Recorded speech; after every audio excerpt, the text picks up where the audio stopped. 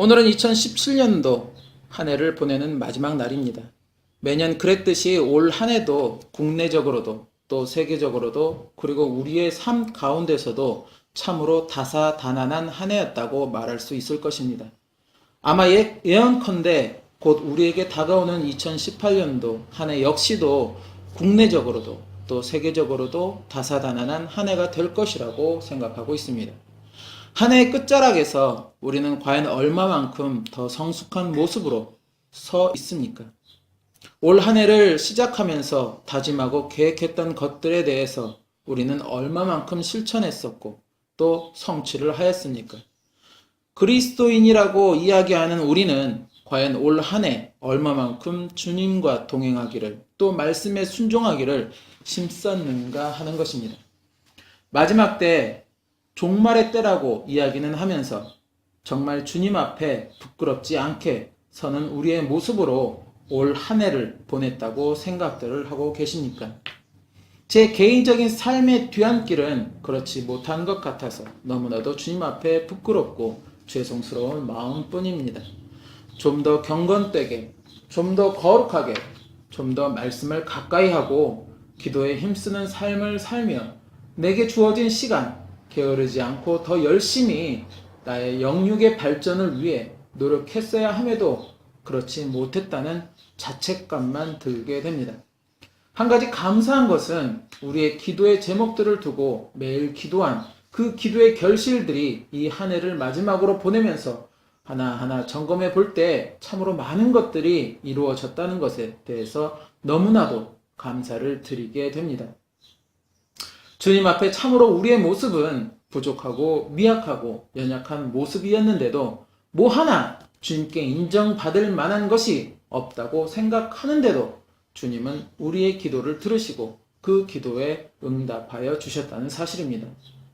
혹자는 그것이 그저 그렇게 이루어진 것이겠지 하고 생각할 수 있겠으나 저는 비록 작은 것이라고 하여도 먼저 주님 앞에 그러한 내 사정을 아뢰었고 또 그러한 내 사정이 주님의 뜻 안에 있게 되기를 기도했고 시간이 지나고 난 지금 그 모든 것들이 정말 주님의 뜻 안에서 다 이루어졌다고 저는 생각하고 있는 것입니다. 그래서 새로운 한 해에도 기도의 제목들을 다시 세우고 그 기도의 제목들 역시 주님의 뜻 안에 있게 되기를 간절한 마음으로 기도하고자 하는 계획을 세우고 있습니다.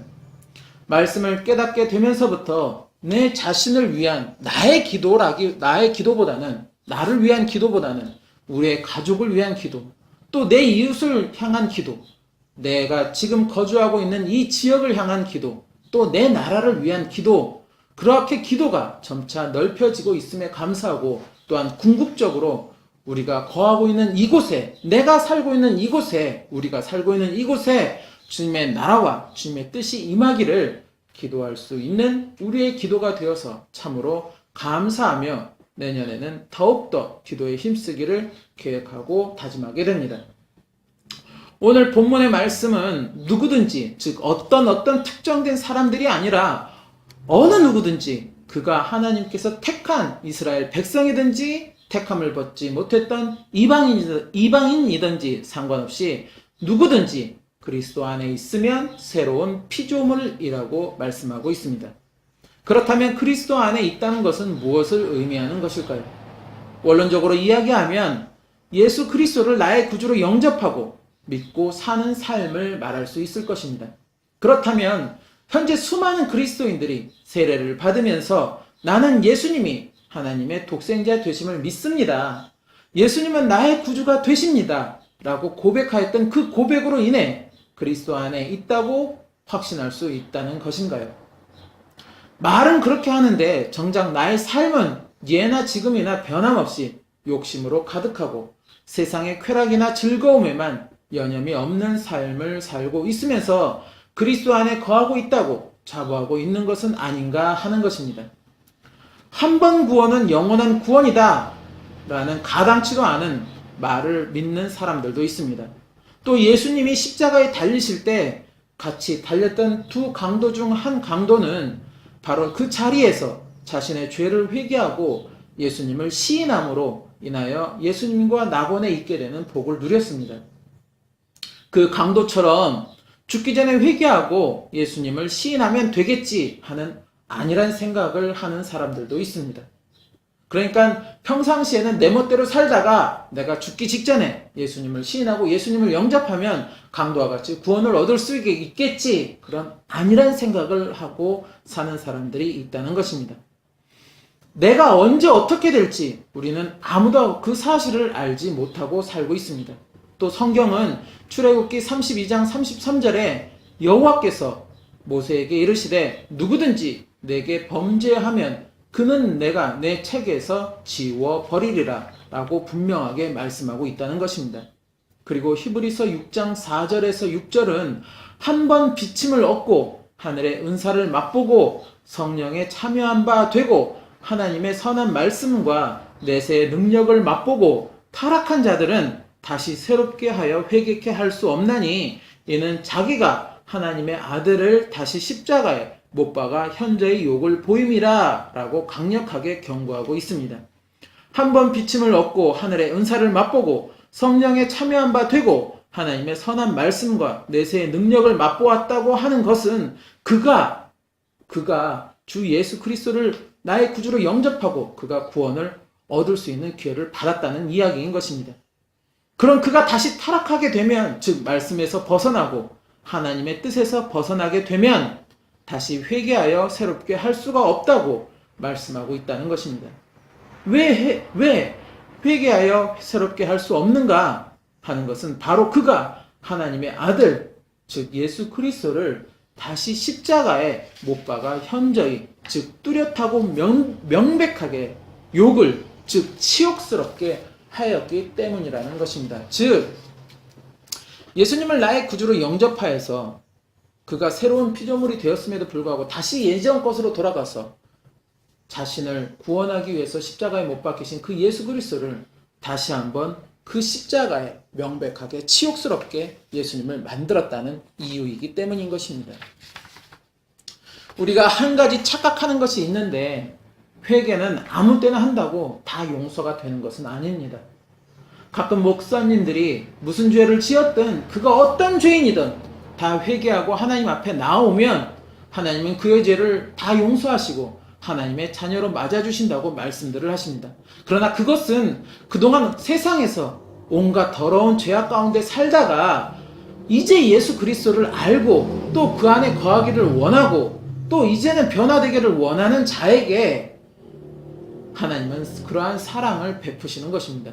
오늘 본문의 말씀처럼 그리스도 안에 있게 되므로 이전 것은 지나갔고 새로운 피조물이 되는 것입니다. 그러나 새로운 피조물이 된 이후에 다시 이전 것으로 돌아가게 되었다면 위 히브리서의 말씀처럼 다시 새롭게 되기가 어렵다는 것입니다.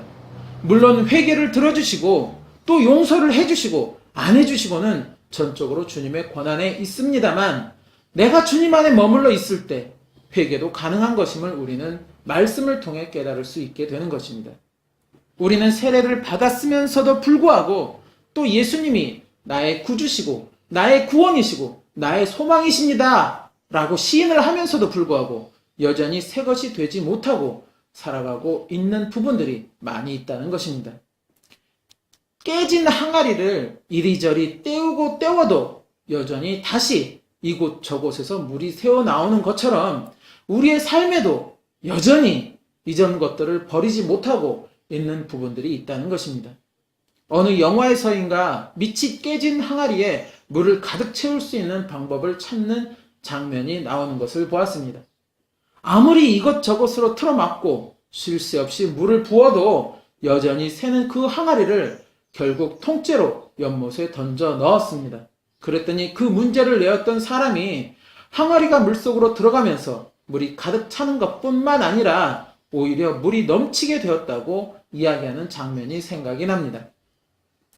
우리가 그리스도 안에 있어서 이전 것은 지나가고 새로운 피조물이 되었다는 것은 바로 여기저기 깨진 그러한 나의 모습을 그리스도라는 연못에 던져 넣는 것입니다. 사도 바울이 날마다 나는 죽노라 라고 고백하는 그 고백은 사도 바울 역시도 자신의 연약함을 알기에 하는 고백인 것입니다.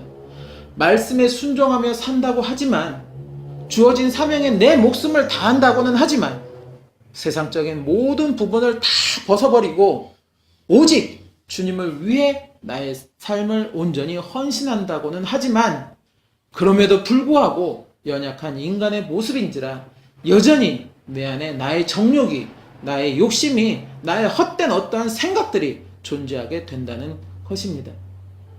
아무리 때우고 때워도 때워지지 않는 항아리처럼 우리는 그렇게 연약한 존재들에 불과한 것입니다. 그래서 때워서 그 안에 말씀을 채우려고 하는 것이 아니라 때가 온전하게 말씀 안에 거해야 하는 것입니다. 하나님도 또 예수님도 우리의 이러한 연약함을 아시기에 우리에게 성령이라는 선물을 주신 것입니다. 그래서 우리가 성령의 충만을 간절하게 사모하며 기도해야 하는 것은, 내가 성령 안에 있을 때, 내가 성령 안에서 충만하게 있을 때 말씀 안에 거하는 삶을 살아가게 되는 것입니다. 내가 성령의 충만함에 있을 때 주님께서 인정하시고 원하시는 삶을 살아갈 수 있는 것입니다. 내 안에 성령이 충만하게 될 때 성경은 말할 수 없는 탄식으로 성령께서 내 대신 기도를 하신다고 하였습니다. 내가 하나님께 무엇을 간구해야 하는지 정작 나는 모르면서 기도하지만 내 안에 성령께서는 그런 나를 위해 기도를 하여 주신다는 것입니다. 우리는 전에 하나님이 받으시는 예배는 신령과 진정으로 드려야 한다고 말씀하였고, 여기서 신령과 진정은 성령 안에서 그리고 진리의 말씀 안에서라는 것을 말씀하였습니다. 즉 성령 안에서 그리고 진리의 말씀 안에서 드리는 예배를 하나님은 받으신다는 것입니다. 아무리 화려하고 웅장하고 크게 소리를 높여 예배를 드린다고 하여도 그 안에 성령과 진리가 없으면 그것은 하나님이 받으시는 예배가 아니라는 것입니다. 화려하지 않아도, 웅장하지 않아도, 사람이 없어도 그 안에 성령과 진리가 있는 예배라면 그 예배를 하나님이 기뻐하시고 받으신다는 것입니다. 장소가 중요한 것이 아니고, 사람의 수가 중요한 것이 아니고, 교회의 크기가 중요한 것이 아닙니다. 눈에 보이는 것이 중요한 것이 아니라 눈에 보이지 않는 그 마음이 중요한 것이고 본질이 중요한 것입니다. 지금 수많은 한국 교회들이 아픔에 시달리고 있습니다. 세상적인 탐욕과 치부로 인하여 교회가 더럽혀지고 하나님의 이름을 조롱거리가 되게 하고 예수님을 다시 십자가에 못 박는 욕을 당하게 하고 있다는 것입니다. 문 밖에서는 또 마당에서는 서로 욕하고 헐뜯고 그렇게 싸우면서 문 안쪽의 예배당에서는 거룩을 찾고 있습니다. 세상 사람들이 보기에도 참으로 민망한 모습들인데 과연 하나님 보시기에는 어떠하겠는가 라고 우리는 깊이 생각해야 하는 것입니다. 고린도후서 5장 9절에서 10절은 그런즉 우리는 거하든지 떠나든지 주를 기쁘시게 하는 자 되기를 힘쓰노라. 이는 우리가 다 반드시 그리스도의 심판대 앞에 드러나 각각 선악간에 그 몸으로 행한 것을 따라 받으려 함이라 라고 말씀하고 있습니다. 또 고린도전서 10장 31절은 그런즉 너희가 먹든지 마시든지 무엇을 하든지 다 하나님의 영광을 위하여 하라 라고 말씀하고 있습니다. 우리는 무엇을 하든 그것이 곧 하나님께 영광이 되어야 하고 주님을 기쁘게 해야 하는 것입니다.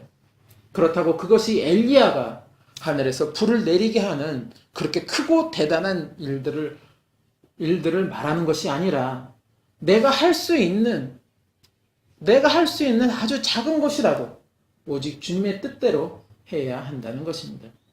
내가 아무리 능력을 행하고 귀신을 쫓아내고 병든 자를 고쳤어도 주님은 주님의 뜻대로 하지 않는 자들에게 대해서 모른다고, 나는 너를 모른다고 하였고 더불어 악한 자들이라고까지 말씀하였습니다. 계시록 3장에 보면 빌라델비아 교회는 주님께 책망이 없이 오직 칭찬을 받는 교회로 등장하게 됩니다. 주님은 적은 능력을 가지고도 내 말을 지키며 내 이름을 배반치 않은 그 행위, 아니하는 그 행위를 알고 계신다고 빌라델비아 교회에 말씀하고 계십니다. 나에게 능력이 많고 적음이 중요한 것이 아니라 오직 주님의 뜻대로 행하며 주님의 뜻대로 지키며 주님을 배반치 않고 주님 안에 거하는 삶이 될 때 우리는 진정한 새로운 피조물이 될 수 있는 것입니다. 고린도후서 5장 10절의 말씀처럼 언젠가 우리는 그리스도의 심판대 앞에 서게 될 것입니다. 그리고 우리가 행한 일에 대하여 심판을 받게 될 것입니다. 오직 생명책에 이름이 기록된 자들은 하나님의 자녀가 되는 권세를 얻게 될 것입니다. 생명책에 이름이 기록이 되기 위해서는 우리는 온전히 그리스도 안에 새로운 피조물이 되어야 하고 끝까지 새로운 피조물로서 머물러 있어야 하는 것입니다. 2018년도에는 이러한 우리의 모습이 되기 위해서 더욱더 힘써 기도하고 말씀을 가까이 하며 말씀에 순종하는 우리의 삶이 되시기를 소망합니다. 더불어 우리의 삶을 통해 우리의 가족들에게, 우리의 이웃들에게 예수 그리스도의 덕을 선전하는 사명을 감당하시는 그러한 2018년도 한 해가 되시기를 예수님의 이름으로 축원합니다.